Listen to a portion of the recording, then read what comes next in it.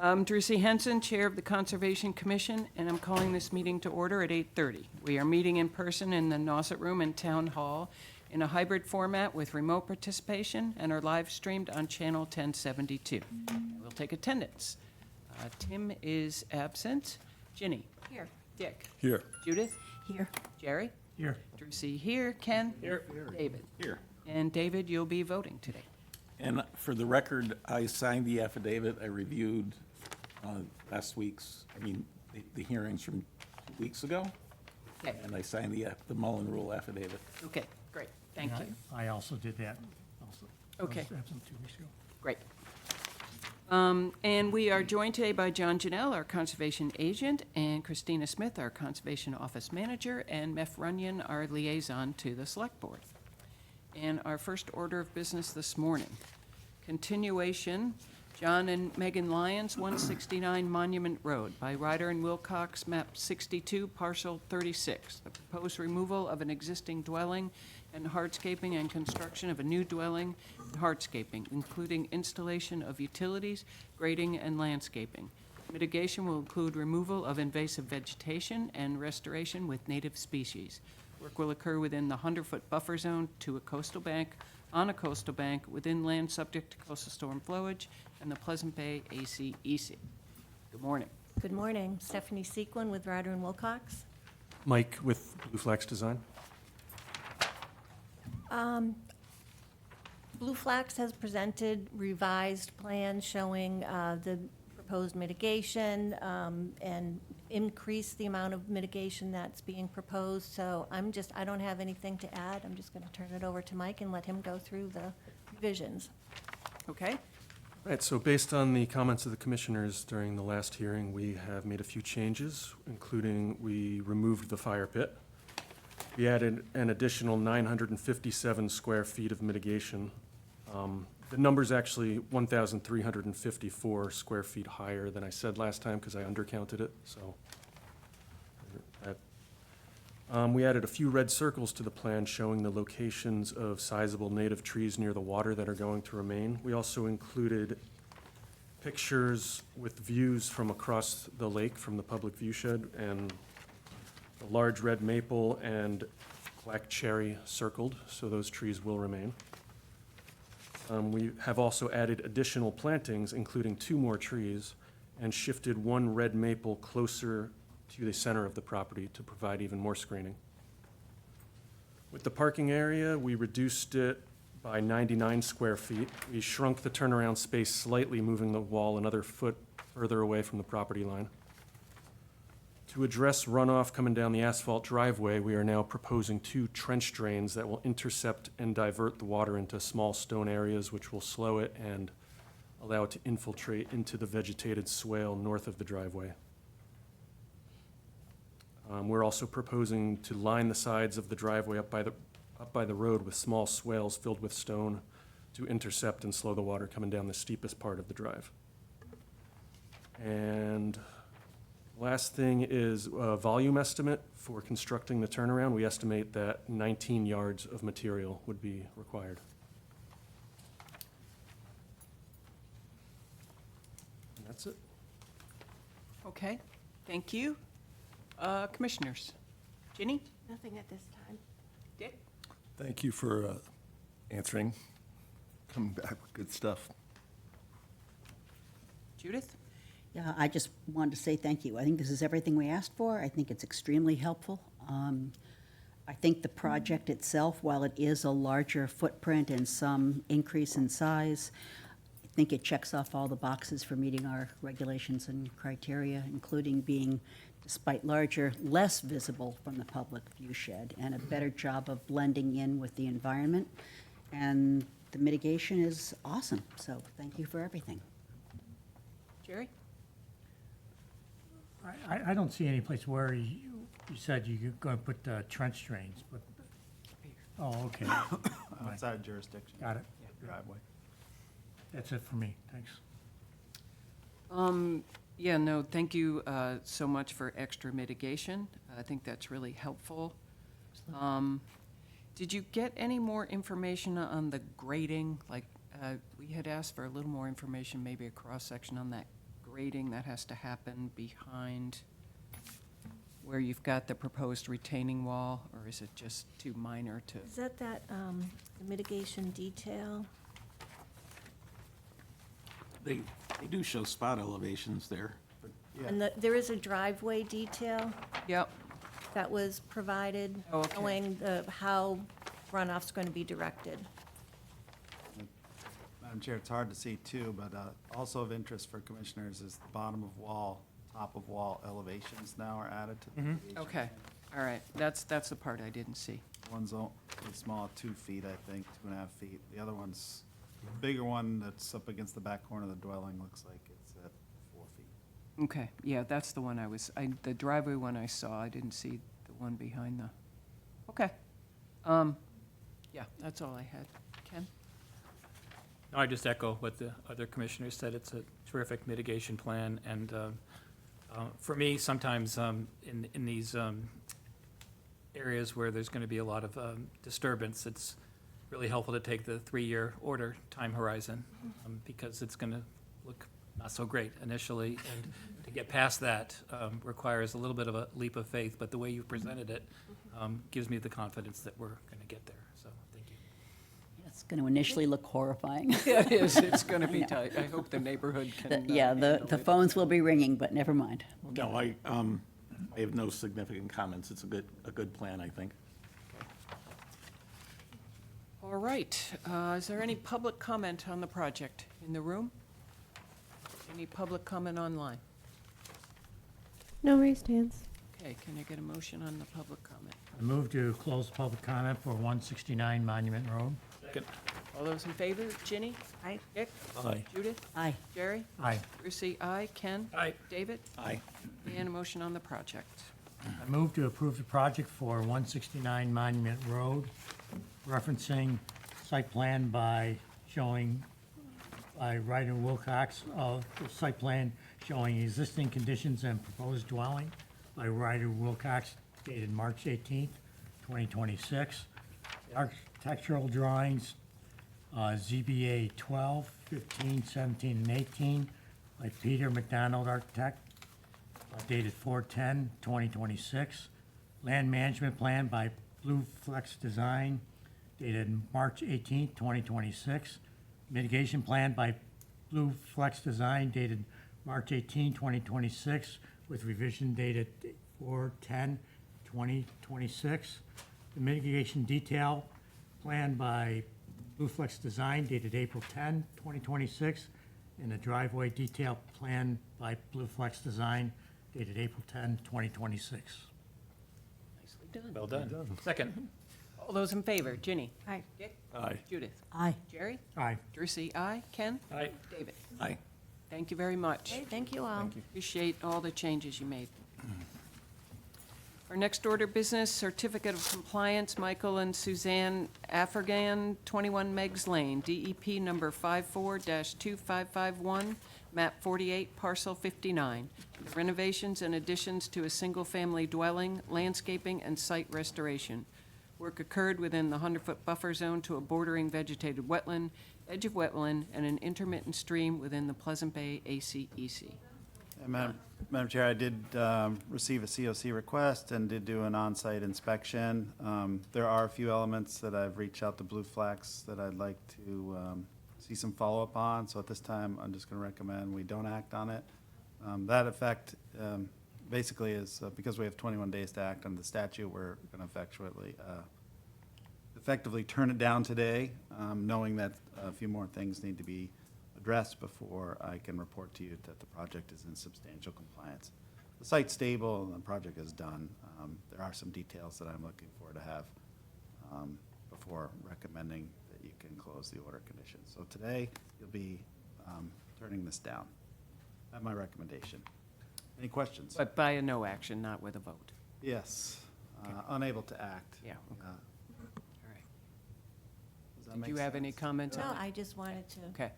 wasn't sure, so should we resubmit an application or just leave yeah, this open? Unfortunately, we will turn this down officially Okay. if the commission votes. I will need you to vote to do that. Okay. Based on my inability to recommend that you can close it, I guess. Okay. During the allowed 21-day period.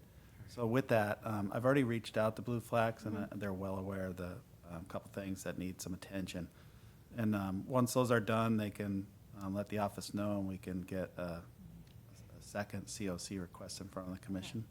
But otherwise, everything with the hardscaping, building, you're fine. Everything else was fine. There were just a few elements of the mitigation that needed to be addressed, and they could probably be done through this growing season. And we could probably see it as early as the end of summer. We'll see. Okay. We'll see We'll how. hopefully be back then. Okay, thank you. Any other questions, commissioners? Okay, can I get a motion? To deny, right? Yeah. I move to deny the request for certificate of compliance for 21 Meggs Lane. Second. All those in favor? Ginny? Aye. Aye. Judith? Aye. Jerry? Aye. Trucy, aye. Ken? Aye. David? Aye. Thank you. Next order of business, administrative review. Frank Fernandez, 14 Cascayo-Gansett Road. The proposed removal of a severely damaged tree immediately adjacent to residential stairs leading to Lonnie's Pond. And I don't know if the homeowner is on the call, however, there is a very heavily damaged red maple tree at the bottom of the bank about to really tear up a staircase and cause a safety concern. Given its location, I wanted to make sure you are fully aware that I was going to be recommending removal of this tree at this time. We are going to recommend leaving a stump, and given the fresh water that comes out of this bank, that stump should vigorously sprout, keeping those roots alive. We have fairly good pictures of it. I do recommend that you can approve this under an AR, and they are ready to do the work. Don't know as if you have any questions. Is this a screening tree? Looks like It's it would. down low on the bank. It doesn't screen the homeowner's home per se. So it's a screens the matter of staircase. habitat and habitat loss. Yeah, it's busting up pretty. And maybe it will resprout. It's a red maple, hopefully. Yeah, they usually, But would this warrant another tree going in? not down that low. I think it's best just to keep the disturbance minimal. Take the tree that's threatening the stair structure in the bottom of the bank and allow it to just regenerate, leaving us a healthy stump. It's a lot of the top and the branch structure in the maple that you could see is damaged. How about a tree at the top of the bank? I didn't analyze it for that. I'm just simply have the request in front of us. Yeah. Other questions or concerns, commissioners? I saw that.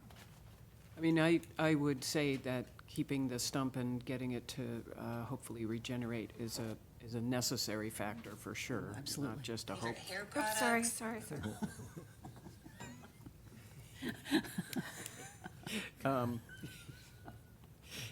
Anything else, you guys? Do your shopping. All right, can I get a motion on the AR? I move to approve the administrative review for 14 Cascayo-Gansett Road. Second. All those in favor, Ginny? Aye. Dick? Aye. Judith? Aye. Jerry? Aye. Trucy, aye. Ken? Aye. David? Aye. Next order is business, Joe and Kristen Kinsella, 27 Ruggles Road, the proposed removal of a cedar tree at the top of a coastal bank. And I believe Kristen's on the call, and I think this is a cedar tree that some of you went to view. Kristen is seeking to remove the tree at this time. Since our last meeting, she did talk to her husband, and they are committed to replacing the tree with a cedar tree also in the rear of the property. And we're back talking about the tree. So I don't know as if anyone who wanted to go had a chance to go, or how you want to lead us through this discussion, Madam Chair. Okay, and welcome, Kristen. I did go to see the tree, although it is oddly shaped now due to some loss of some of its vegetation. It seemed like a perfectly healthy, mature, nice cedar tree. So I still maintain.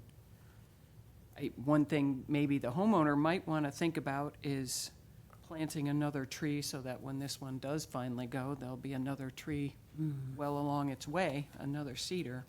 But I wouldn't require that. I would just say that I think the tree should stay. Anybody else? Yeah, I would agree, and I think that's an excellent suggestion. Plant another tree now, let that start taking hold, and so that if there's any further damage to this, or if it starts to deteriorate further, then it would be an easy yes to take it down.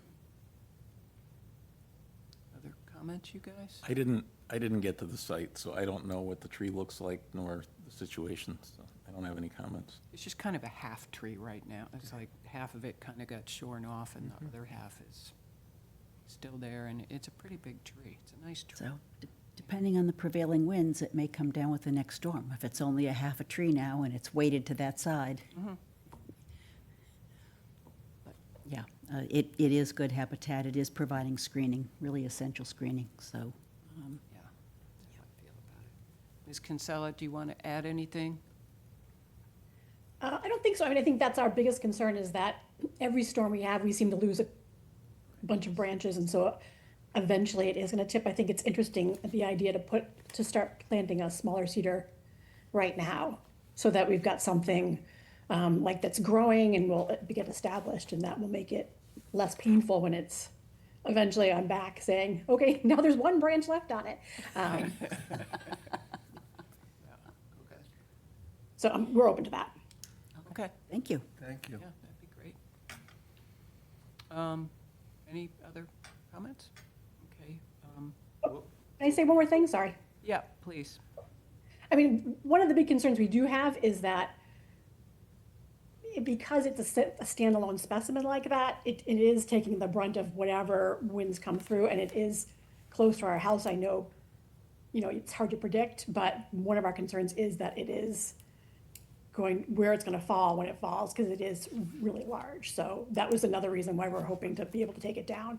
And being able to take it down now, I mean, we're going to have to pay probably a significant amount of money to have it cleaned up as it is.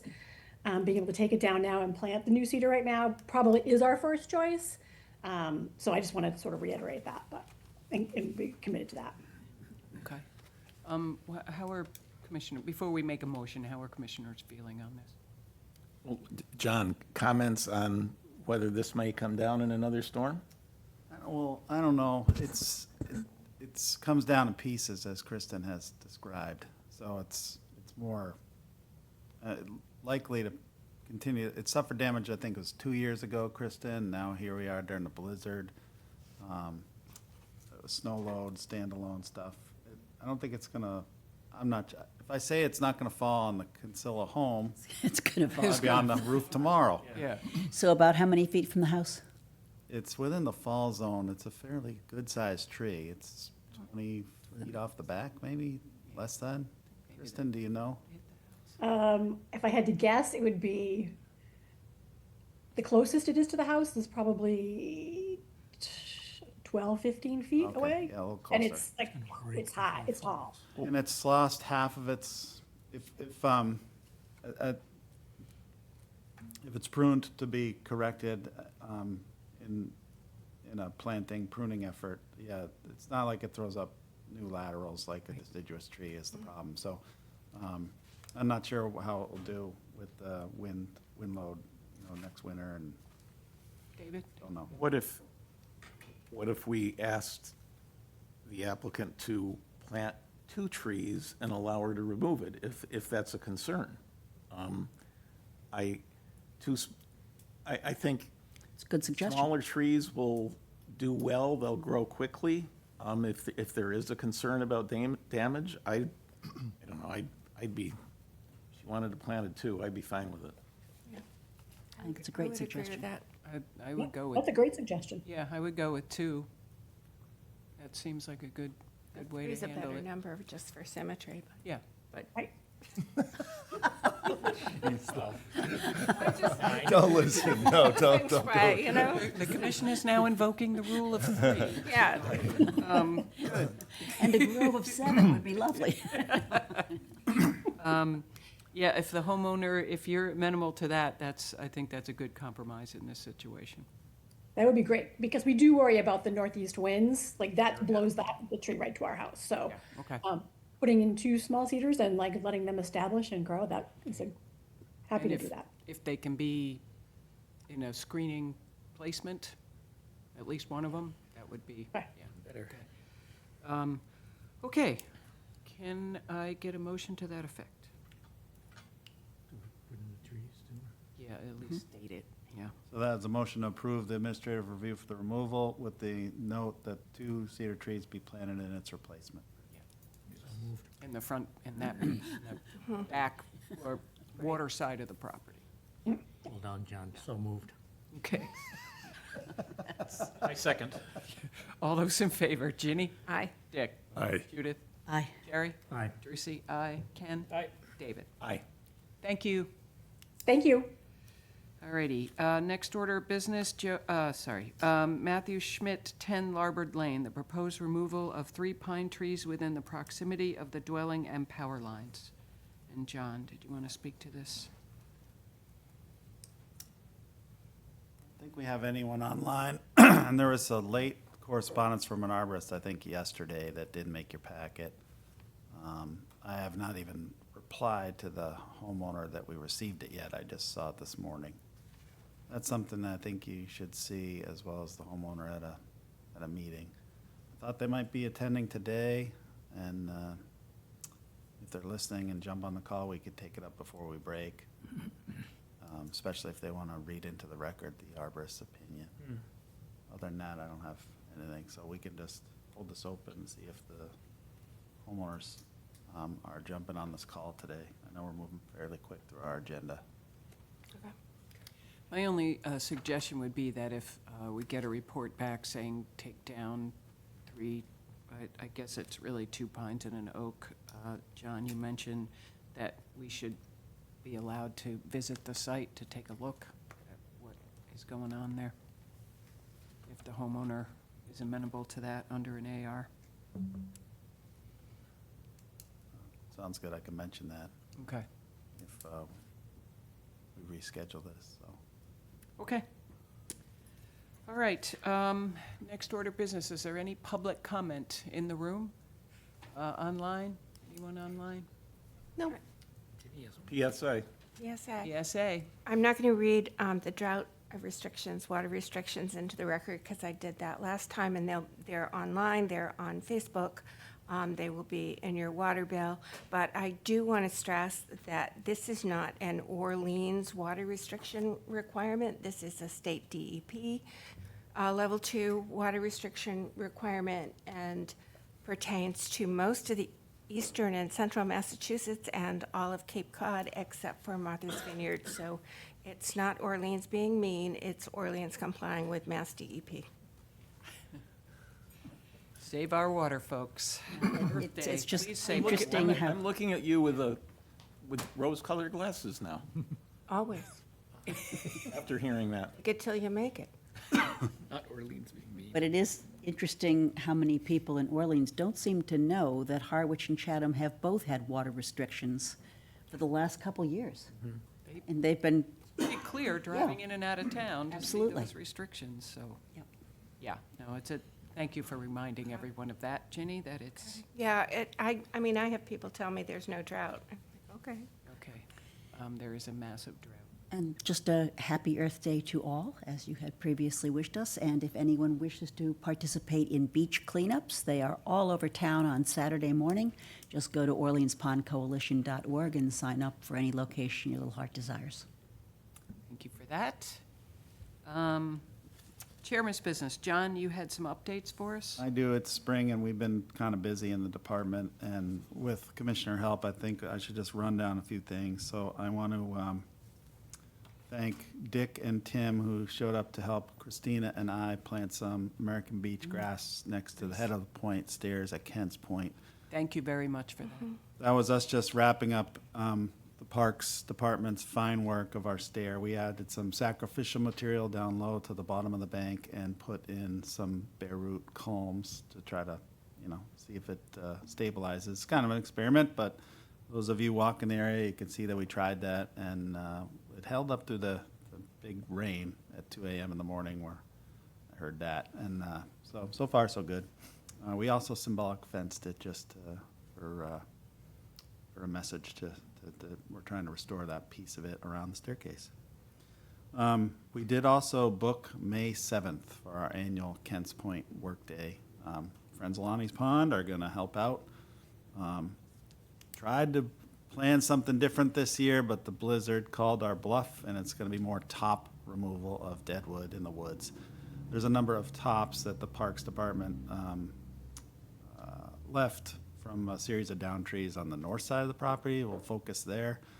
The Parks Department and DPW did a great job already on a lot of blizzard cleanup, so we have a lot of staged wood chips, and I think a goal would be to wood chip that trail going up to the head of the point and that viewing area at the head of the point, so we have a nice pile staged there. The area will be closed for the day, and we'll have police detail turning it around. We'll get that message out shortly. So that's all coming together for May 7th, so pray for weather. Can we be sure we get that posted on the Orleans website? Yeah, we'll do all that when we get closer to the date. Thank you. There's a lot of Putnam agricultural barn work going on, and we could run down a list here that's busy. We did permit the rooftop solar array, thanks to Dick Hilmer, with the Old Kings Highway. So we have that permitted now. We did secure Pine Harbor Wood Products and put them under contract for the building of the agricultural barn. We also secured My Generation Energy of Hyannis under contract for the solar panels on the barn. Excellent. We began site work, I don't know, probably 10 days ago, maybe a week ago, with Tim Ray Excavation. A lot of you know Les Clemens from our wetland restoration project out of Brewster.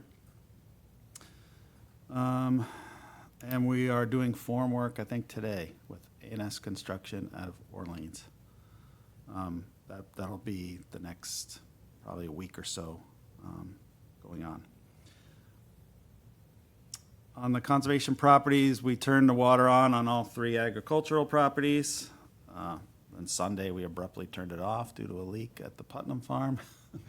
And I'll be there after this meeting to fix that and turn that back on. But anyways, it's just a sure sign of spring. We also held the annual growers meeting for the Putnam Farm growers. Drusy attended and introduced us all like a pro. We had excellent attendance. I think we're only missing one. It was a mandatory meeting. It's old hat now for some of our established growers on this property. So next year we'll try to do something a little bit more exciting. We have some ideas kicking around.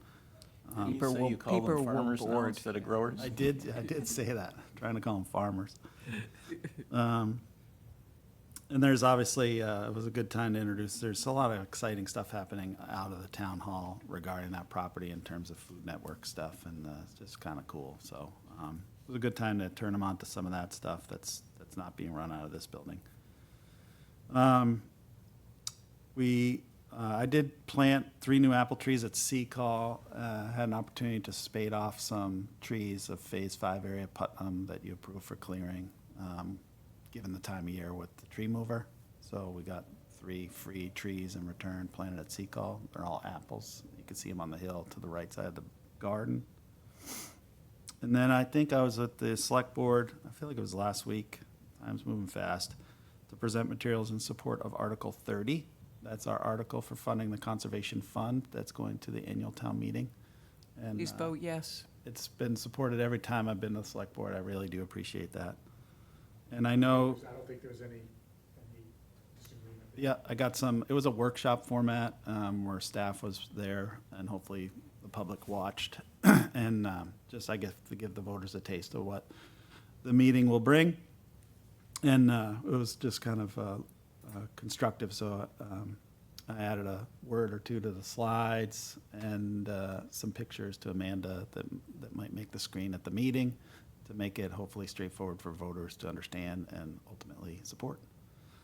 And then I think lastly, commissioners attended, David and Dick, I think remotely, the Downtown Town Cove Resiliency meeting number 2.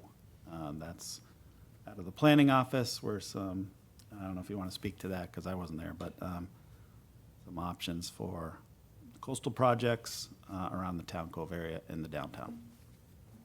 Well, it's interesting, since we're talking about coastal resiliency, and what we haven't been able to get out of them yet were specific numbers of, well, what is the flood elevation going to be in 2050?